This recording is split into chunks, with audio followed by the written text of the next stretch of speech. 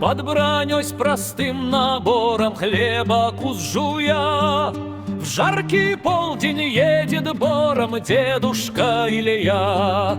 Едет бором, только слышно, как бряцает бронь. Топчет папоротник пышный богатырский конь.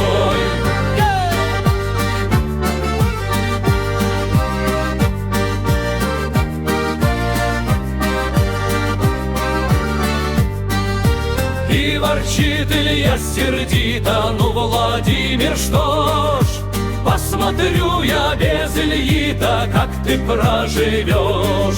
Двор мне, княже, твой не дива, не пирог держусь. Я мужик неприхотливый, был бы хлеба кусь.